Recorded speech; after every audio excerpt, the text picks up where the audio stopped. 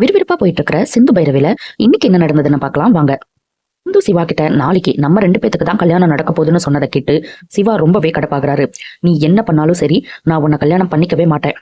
பெரியவங்க சொன்னதை கேட்டு ஆறுமுகத்தை கல்யாணம் பண்ணிட்டு சந்தோஷமா இருக்கிற வழியை பாரு அப்படின்னு சொல்லிட்டு போறாரு.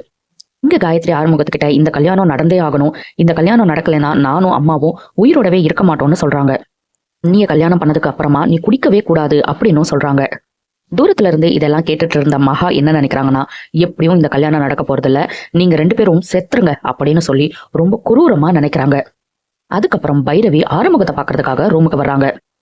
உன்னெல்லாம் ஒரு பொண்ணு கல்யாணம் பண்ணிக்கிறேன்னு சொல்றதே பெரிய விஷயம், அது கூட உனக்கு புரியாம எவ்வளவு கேவலமா நீ நடந்துகிட்டல. இந்த கல்யாணம் வேணான்னு எவ்வளவோ சொல்லியும் எங்க அம்மா அப்பா கேட்க மாட்டேங்கிறாங்க. இந்து எனக்கு அக்கா மட்டும் இல்ல, நல்ல ஃப்ரெண்டு. அவளே இந்த கல்யாணத்தை பிடிக்காம தான் ஒத்துக்கிட்டு இருக்கா. கல்யாணத்துக்கு அப்புறம் அவ கண்ணுல இருந்து ஒரு சொட்டு கண்ணீர் வந்துச்சு, உன்னை நான் சும்மா விட மாட்டேன்னு சொல்லிட்டு மிரட்டிட்டு போறாங்க பைரவி. ஆறுமுகமும் ஒரு வார்த்தையும் பேசாம நிக்கிறாரு. கல்யாணத்துல என்ன நடக்க போதோங்கிற பயத்துல சிவா மாடியில யோசிச்சுட்டு இருக்காரு. அப்ப ஆறுமுகம் அங்க வராரு. சிவா ஆறுமுகத்துக்கிட்ட இந்த கல்யாணம் நல்லபடியா நடக்கணும், இல்லாட்டி பெரியம்மா ரொம்ப கஷ்டப்படுவாங்க அப்படின்னு பேசிக்கிறாங்க. பொழுது விடியுது, மாப்பிள்ள பயங்கரமா ரெடி ஆகுறாரு.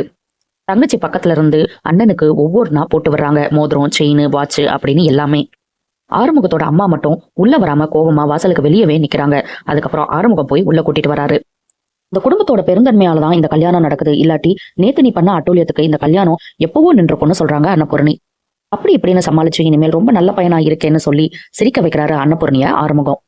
மாப்பிள்ளை இங்க ரெடியாக, பொண்ணும் அங்க ரெடி ஆகுறாங்க.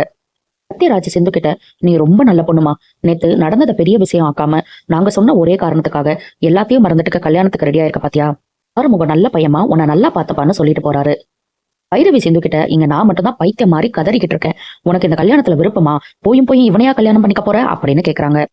சொல்லா உள்ள வந்தவன பைரவி சொல்லான்னு கிட்ட, நீயாவது சொல்லக்கூடாதாடா, ஏண்டா யாருமே எதுவுமே பேச மாட்டேங்கிறீங்க அப்படின்னு சொல்லிட்டு வெளியே போயிடுறாங்க. அக்கா என்னக்கா பண்ண போற, கல்யாணம் ஏற்பாடெல்லாம் பயங்கரமா நடக்குதே அப்படின்னு சொல்லான்னு கேட்க, சொல்றேன்டா அப்படின்னு ஒரே வார்த்தையோட முடிக்கிறாங்க சிந்து. மகா இங்க எசக்கி கிட்ட, டேய் மண்டபத்துல சிசிடிவி கேமரா எல்லாம் ஆஃப் பண்ணியாச்சா, பசங்க எல்லாம் வந்துட்டாங்களா, மாட்டிக்கிட்டோம்னா பெரிய பிரச்சனை ஆயிரும்டா, கரெக்டா முடிச்சிருவாங்கல்ல, இந்த கல்யாணம் நடக்கவே கூடாதுடா அப்படின்னு சொல்றாங்க. எதுவும் கவலைப்படாதக்கா, ஸ்கெட்ச் போட்டது கரெக்டா நடக்கும் அப்படின்னு எசக்கி வாக்கு கொடுக்குறாரு. எசக்கி கூட்டிட்டு வந்திருந்த ஆளுங்களை எல்லாம் மண்டபத்துக்குள்ளேயும் கூட்டிட்டு வராரு. இந்துவை இவங்களை வச்சு கடத்தி கல்யாணத்தை நிறுத்தணுங்கிறது தான் இவரோட பிளான். மண்டபத்துல எல்லாரையும் வரவேற்கிறதுக்காக ஸ்னேகாவும் சிவாவும் நிக்கிறாங்க. இவ்வளவு பெரிய பணக்கார வீட்டு பொண்ணு இப்படி எங்க வீட்டு ஃபங்க்ஷன்ல எல்லாரையும் வரவேற்கிறதுக்காக இங்க நிக்கிற, இதுதான் உன்கிட்ட எனக்கு ரொம்ப பிடிச்சது அப்படின்னு சொல்றாரு சிவா. உன்னை பாக்குறதுக்கு முன்னாடி நான் ரொம்ப திமிர் பிடிச்சவளாதான் இருந்தேன் சிவா, ஆனா இப்ப அப்படி இல்லை அப்படின்னு சொல்லிட்டு இருக்கும் போதே ஒரு கால் வருது. ராமன்னு ஒருத்தர் கால் பண்றாரு. கால் பண்ணோன்னு இவங்க மூஞ்சியே மாறுது. யாருன்னு சிவா கேட்க, பழைய ஃப்ரெண்டு ஒண்ணு அப்படின்னு சொல்லி முடிக்கிறாங்க. அதுக்கப்புறம் பார்த்தா ஒருத்தர் முன்னாடி வந்து நிக்கிறாரு. அவரை பார்த்து இவங்க ஷாக் ஆகுறாங்க. ஆக மொத்தத்துல இவர் தான் ராம். அவனை பார்த்தோன்னே ஸ்னேகா மூஞ்சில ஒரு மரண பயம் தெரியுது. இவங்க 2 பேரோட கதை என்னங்கிறது நம்மளுக்கு தெரியல, அதை நம்ம வெயிட் பண்ணி தான் பார்க்கணும். இதோட இன்னைக்கு எபிசோட முடிச்சுட்டாங்க. நாளைக்கு என்ன நடக்க போகுதுன்னா, ஸ்னேகாவும் சிவாவும் தனியா ஒரு ரூம்ல இருக்காங்க. யாரோ வராங்க பாரு அப்படின்னு சிவா கிட்ட சொல்லிட்டு சிவா திரும்பும்போது அவரோட கன்னத்துல முத்தம் கொடுத்துட்றாங்க ஸ்னேகா.